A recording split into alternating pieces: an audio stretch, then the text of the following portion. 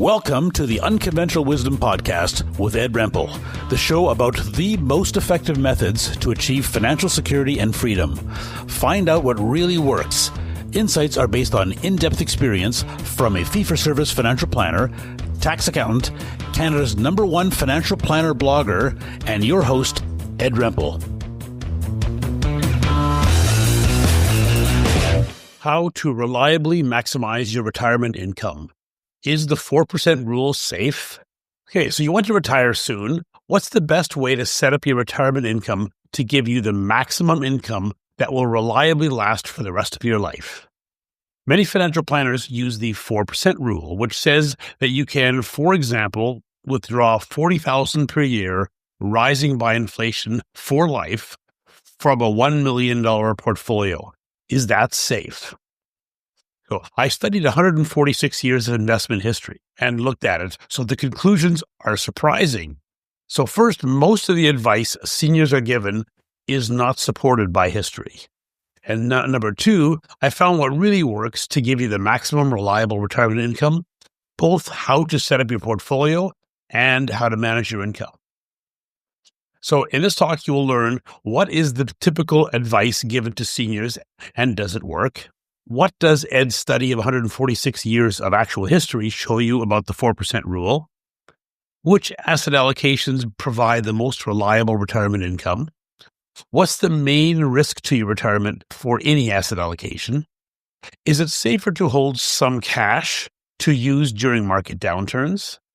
What are the reasons that the actual results of history are surprising? How can you manage sequence of returns risk? What is the impact of inflation? How does your risk tolerance affect your retirement income? What is Ed's rule of thumb for a safe withdrawal rate? And are there advanced methods to manage a higher retirement income with 100% success? So first, let's talk about the conventional wisdom. So let's look at the typical advice given to seniors about to retire. So here's the main 6 points. Number one, invest conservatively because you can't afford to take a loss. Number two, the 4% rule, you can safely withdraw 4% of your investments and increase that by inflation for the rest of life. You're right. That's the number two conventional wisdom. Number three, invest conservatively because you can run out of money because of the sequence of returns. A few bad years shortly after you retire can sink your retirement. Number four, try to live off the interest and don't touch the principal. Number five, don't invest more than 100 minus your age or 110 in stocks. So that's a common rule of thumb saying that at age 70, you should have 70% in bonds and 30% in stocks. So keep cash equal to 2 years' income to withdraw on when your investments are down. Now, these 6 are the conventional wisdom advice typically given to seniors. But history shows that these are generally not the best advice and not supported by history. So my 146-year study of sustainable retirement income withdrawals. So I recently did a maximum sustainable retirement income study. I studied 146 years of actual history to see what would have happened if you had retired each year using different withdrawal rates and various strategies, and also different asset allocations, and varying amounts of stocks, bonds, and cash, to answer 3 questions. Number one, how much retirement income can you safely withdraw from your investments? Number two, how should you invest to minimize your risk of running out of money?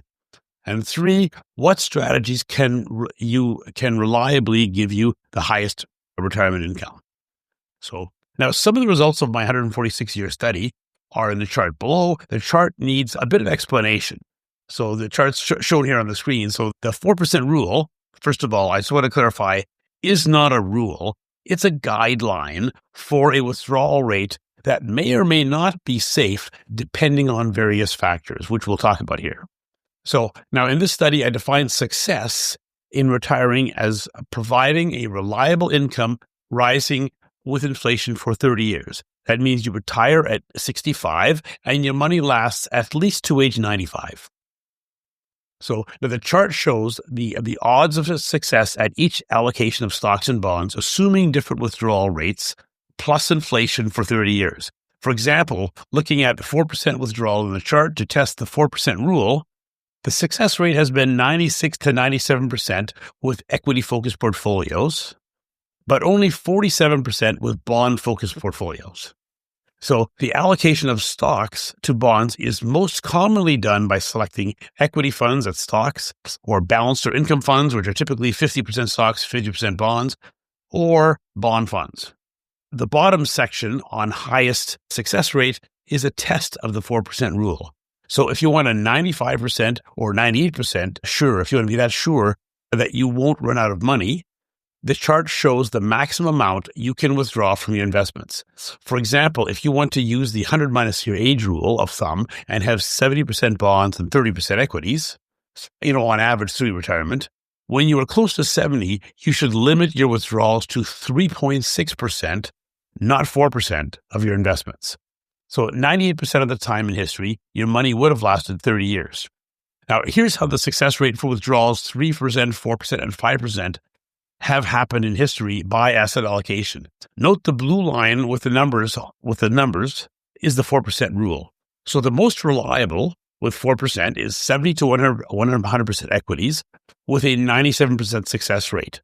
Then is 50 to 60% equities with a 95% success rate, but is a 1 in 20 chance of running out of money safe enough? With less than 50% in equities, the success rate falls precipitously down to only 47% with 100% bonds. So that shows you that basically the higher the amount of equity you have, the safer your retirement is, and that's for any withdrawal rate. Now, here are the graphs showing the actual results in history of withdrawing $40,000 per year plus inflation for 30 years with 3 different portfolios. Now, each line shows the portfolio value over 30 years for one retirement year. Okay, note how often the line falls to 0. Now, there's 3 charts. The first one shows the actual retirement history of 100% equities with a 4% withdrawal rate, plus inflation. And it's a nice colorful chart. Each line is retiring in 1 year, starting in 1871 and going forward. Each line is a 30-year retirement. So now with 100% equities, your portfolio would have only hit 0 5 times in the last 146 years. Okay, the only failures were retiring in 1929 and the late 1960s. Note that retiring in 1929, just before the Great Depression, was a failure, but not retiring 1 year before or 1 year after. So it's just that 1 year. Now, retiring late 1960s failed because the high inflation in the 1970s and 1980s made the withdrawal rates unsustainably high. So this shows the main risk with 100% equities, and it's also the same with bonds, is not a market crash, it's inflation. The next chart is the actual history of success rate of 70% bonds, 30% equities. Let's say the 100%, the 100 minus age rule. So 70% bonds, 30% equities with 4% withdrawal rate. And now with the 100% minus age rule, you would invest 70% bonds when close to age 70. You would have run out of money retiring in 20 different years out of 146. So these include a few times in the late 1800s and early 1900s, several when retiring in the late 1930s to mid 1940s, and most of the time retiring from between the mid 1950s to late 1960s. So those are all the times when you went down to 0 with that rule. Now the last chart shows the actual retirement history with 100% bonds with a 4% rule. Now you think the thinking is, bonds is the safe one, but notice that it's not. With 100% bonds, your retirement income is the opposite of safe. You would have run out of money more than half the time in the last 146 years, including if you had retired almost every year between 1880 and 1970. So for 90 years, almost everyone that retired with only bonds or fixed income using the 4% rule ran out of money. Now, the results of the study, the conclusions are very useful and surprising. So the history of investments shows the following. Number 1, equities are safer over a 30-year retirement. The more conservatively you invest, the more likely you will run out of money. At every withdrawal amount, the more you invest in stocks, the more reliable your retirement income. And this is shocking. Number 2, fixed income is lower income. The more conservatively you invest, the lower your retirement income should be. That shouldn't be surprising. Number 3, the 4% rule. Yes, it works for equity investors. No for income investors. Now, that's probably surprising. The success of the 4% rule depends on how you invest. So equity investors, that's 70% to 100% equities, can safely withdraw 4%. Now, balanced investors, 60 to 40 or 40 to 60, should reduce it to a 3.8% rule. Conservative investors, with more than 60% bonds or GICs, should limit it to a 3% rule. And bond or GIC investors with no equities should limit it to 2.5%. So, and number 4, it is safer not to hold cash. So holding cash does not protect you and may increase your risk of running out of money. It's safer not to hold cash. That again is surprising, and I'll show you that in a moment. Okay, now holding cash to cover down years. Many financial planners recommend holding cash equal to 2 years withdrawals to draw on when your investments are down. The idea is that after a significant down year, you can live off your cash and not touch your investments to give them some time to recover. Now, this sounds logical, but was not supported by the 146-year study. For example, assuming 100% in equities and a cash withholding, here are the success rates. So notice that the highest success rate for every withdrawal rate is no cash. In some cases, like the 4% rule, having 2 years cash ends up being about the same, but it's not better. And in any other case, it's worse. The more cash you have, the worse it is. So in every case, holding cash either had no effect or increased the risk of running out of money. I could not find a single example of a retiring year or withdrawal amount when holding any amount of cash provided a higher success rate than holding no cash. Now, the study showed that holding cash does not protect you. In fact, it often increases your risk of running out of money. So now there's an argument that holding cash has a good behavioral effect on investors. With some cash, you may stay invested and avoid the big mistake, we call it, of selling investments while they are down. To the extent this is true, holding some cash may be beneficial for the behavioral effect only. But cash alone does not actually protect you. It's safer not to hold cash. Now, the reasons for these surprising results. The results of history are quite surprising, especially that investing in bonds or cash increased the risk of running out of money. Why would stocks provide a more reliable retirement income? Aren't they risky? What if the market crashes early in your retirement? So let's put some perspective on it. So the risk in retirement is running out of money. You can run out of money in 3 main ways. 1, you withdraw too much from your investments. 2, you invest too aggressively. Your investments lose money and don't recover quickly. Or 3, you invest too conservatively so that your rate of return is too low to support your withdrawals. So now the study showed that the risk of stocks is real, but exaggerated, while the risk of bonds are much greater than most people realize. So the risk of stocks is short-term and medium-term market declines and inflation, I guess. The risk of bonds is long-term low returns or inflation. So if there's even one period of high inflation in your 30-year retirement, you'll likely run out of money if you have it all in bonds or GICs.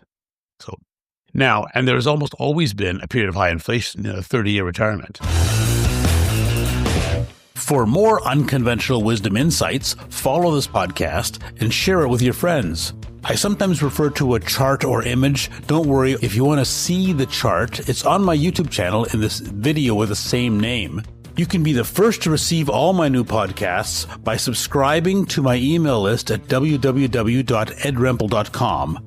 My services and costs are at edrempel.com/help.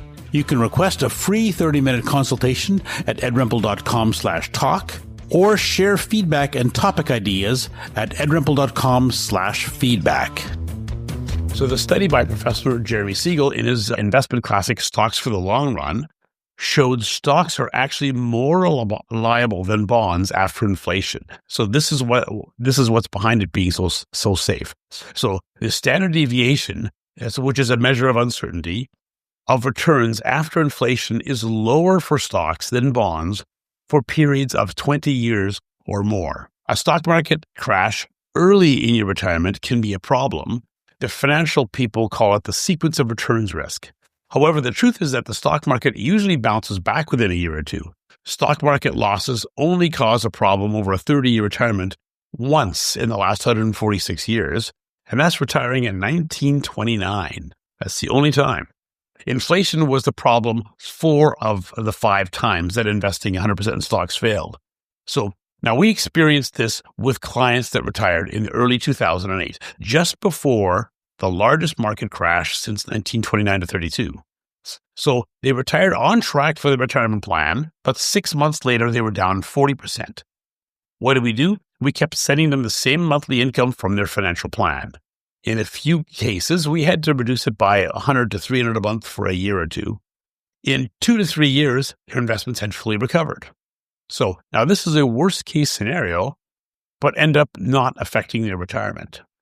Now, stock markets go up and down a lot in short periods of time, but returns have been reliable over 25-year periods of time. Note the worst 25-year return in the stock market, that's since 1930, so that's periods of time ending in 1955, was 7.9% a year, 8% a year. So now this is how to manage the sequence of returns risk. Note sequence of returns risk has not been an issue if you stay invested in equities for the full 25 years. So adding fixed income has made 30-year retirements less reliable. So staying invested in equities has been a far more reliable way to manage sequence of returns risk. Now, the risk of bonds is more subtle, but far more likely to happen. You can run out of money either from interest rates being low or inflation being high. So now bonds get killed by inflation. There have been 40-year periods of time when bonds lost money after inflation. They paid interest, but your investments pay for less of your lifestyle expenses than they did 40 years ago. The longest time, this was from 1940 to 1980. So note this worst period for bonds from 1940 to 80 started when interest rates were very low, like they were recently, from 2009 to 22. Now, bottom line, stock markets are more reliable over time than most people realize. This is the reason equities consistently provide a more reliable retirement, and the reason why the results of the study are probably surprising to most people. Now, what is wrong with just investing safely in bonds or GICs? So history shows that having 100% in bonds or GICs can mean you run out of money if you withdraw too much or if inflation is higher. So you are going to invest this, if you're going to invest this conservatively, you should limit your withdrawal to 2.5% of your investments each year. This means, for example, a $1 million portfolio can give you an income of $25,000 a year, while it can be $40,000 or more within an equity portfolio. Now, don't forget that you will want your income to rise with inflation. You will have to cash in a bit of your principal every year, not just live off the interest. Now, fixed income is lower income, general principle. It's important to understand this trade-off. Holding more fixed income means smaller market declines and may give you a feeling of security, but your actual risk of running out of money is significantly higher unless you live with lower income that is sustainable. So bottom line, do you want a fixed income or rising income by inflation during retirement? Bonds and GICs are good for a fixed income, but can get killed by inflation, especially over many years. So stocks are much better at providing rising income. They tend to adjust to inflation. Now, does your retirement income need to rise with inflation? So the part of retirement income planning that's most commonly missed is inflation. You need your income to rise by inflation. So I see people trying to do their own calculation and they calculate for year one, but you got to allow for rising income for 30 years. So inflation is a huge factor over a 30-year retirement.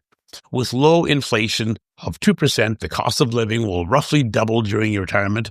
Inflation has averaged closer to 4% historically, which means the cost of living roughly quadruples. You have probably heard seniors complain about being on a fixed income. This is because they withdraw the interest only from their GICs. So their income is fixed, not rising with inflation. It's like you're getting a pay cut every year for 30 years. Your expenses keep rising, but your income is fixed. Now, some advisors say that lifestyle expenses do not actually rise by inflation during retirement because seniors spend less on travel and entertainment as they get older. So others say this is often just a temporary lull. You may travel a lot in your 60s and 70s, then less in your 80s, but then you may move to a retirement home in your 90s or in your 80s and have higher expenses. This is especially true if you want a nice private retirement home, not a government one. My own experience working with retirees is that, for the most part, income determines lifestyle. Those that have a good income tend to maintain a more active lifestyle. If you have money and health, you'll likely maintain the same lifestyle through your 80s. So cruises are full of people in their 70s and 80s, especially the luxury cruises. Those with limited income are forced to spend less. So now the best advice is to plan for your income to rise by inflation. You don't know what will happen. Living longer and healthier is the norm today. If you can afford to maintain your lifestyle, you will have more options throughout your life. So planning for inflation means you can afford your lifestyle throughout your life. Remember that income determines lifestyle. Now, risk tolerance. The surprising result that equities consistently provide a safer retirement than bonds or cash means we must discuss risk tolerance.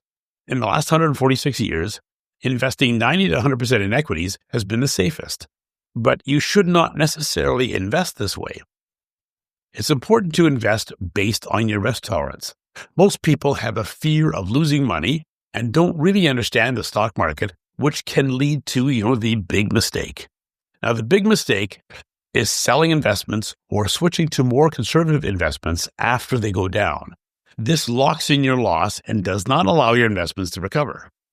So you only get the retirement safety and higher return of stocks if you stay invested during the down markets. The best way to think of your risk tolerance is your ability to avoid the big mistake. In a worst case scenario, so if you invest 50% equities, 50% bonds, and there's a huge 40% market decline, your investments may be down roughly 20%. Can you avoid the big mistake with a 20% decline? Okay, and if you're 100% equities, can you avoid it with a 40% decline? So now it's a good idea to get educated on stock market history. Many people don't understand it and are scared of losing all their money in stocks. All their money in stocks. I would suggest the largest market crashes likely to happen in your life are probably in the 40 to 50% range, not 100%. So I have a video specifically on this. Can you be confident in the stock market? The highest and most reliable retirement incomes are with 90 to 100% in equities, but only if you can invest effectively that way and stick to it through bear markets. There will almost definitely be very large down markets during your retirement. Now, if you commit the big mistake even once during retirement, the higher returns and more reliable retirement from equities might not happen for you. So the best advice is have a decent exposure to equities, but within your risk tolerance. Don't own equities past your ability to remain confident in a large bear market. It may be best to maintain the investment allocation you had just before you retired. You were comfortable with that, supposedly. Most people assume they should invest more conservatively when they retire, but the 146-year study proved that that increases your risk of running out of money. At 3, no matter what, never make the big mistake by selling or switching to conservative investments after a market decline. If you find that you can't tolerate it, then, decide that, okay, you are going to hold it anyway and wait for recovery, then decide, whether or not you should adjust your risk tolerance and your retirement income. Now, advanced retirement income strategies. Is there a way to safely take a higher retirement income? Now, the main focus of my study was choosing a withdrawal amount and increasing it every year by inflation. What if we manage the withdrawal instead of increasing it every year? So now I looked at a wide variety of ways to manage your retirement income, including only increasing by inflation in good years, having some type of cap and floor on the withdrawals, reducing withdrawals by some percent if they get too high, etc. I compared my best strategies with various studies, including, several actuarial studies and some advisor formulas such as the Guyton Cleaner strategy and the Hebler autopilot. I tried to find the best formula to manage retirement income to allow a higher and safer income. Now, the options are complex. I won't get into it here, but I did find there are effective ways that had 100% success in history with withdrawal rates of 5% and even 6% if they are managed effectively, which means you have to be willing to cut back a little bit in some cases.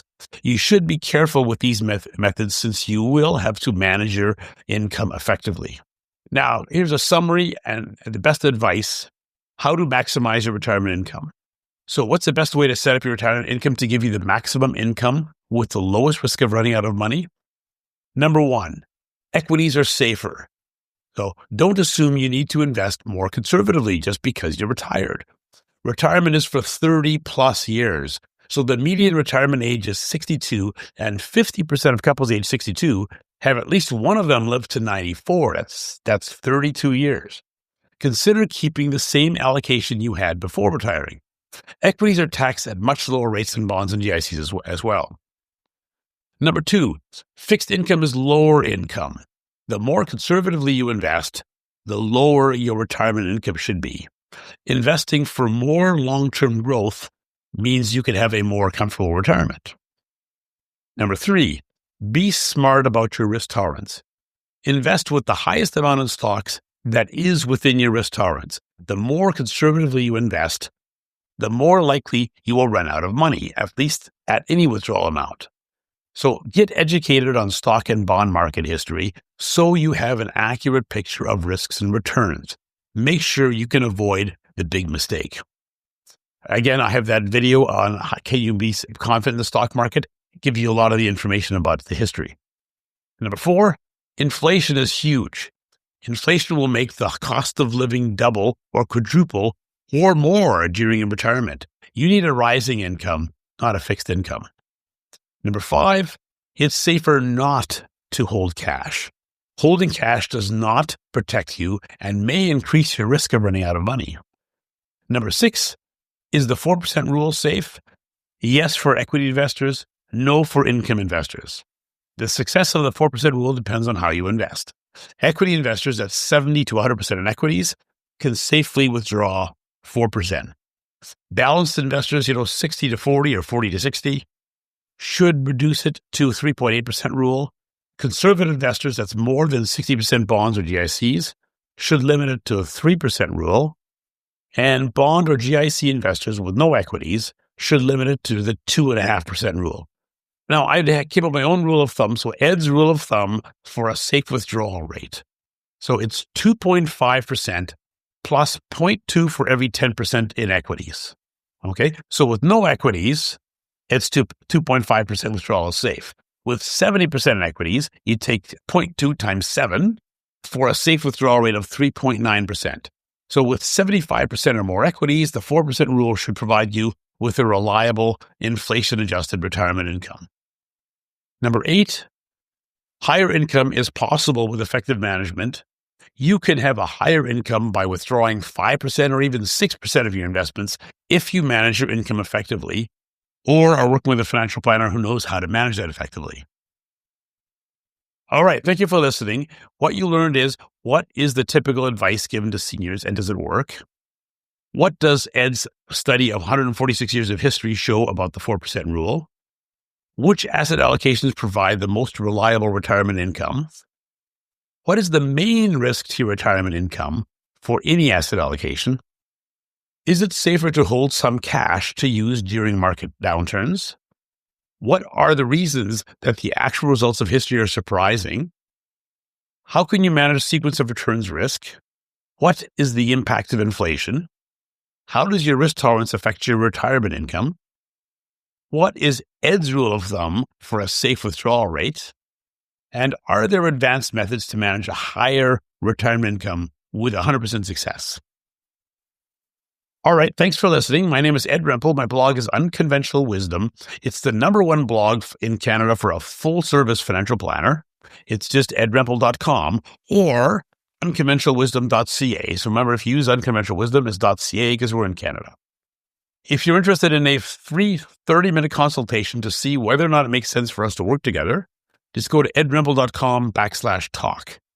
If you subscribe to my blog, podcast, and YouTube, all that means is you get my weekly post sent to you by email. We don't market it any other way. My podcast is edrempel.com/listen. My YouTube is edrempel.com/watch. Thanks for listening, and we'll talk to you next week. Thank you for listening. For more Unconventional Wisdom insights, follow this podcast, give it a review, and share it with your friends. Be the first to receive all my podcasts by subscribing to my email list at www.edrempel.com. My services and costs are at edrempel.com/help, and you can request a free 30-minute consultation at edrempel.com/talk. I often cover listener questions, so if you have a burning question or topic on which you'd like to hear Unconventional Wisdom, please ask or share feedback at edrempel.com/feedback. See you next week.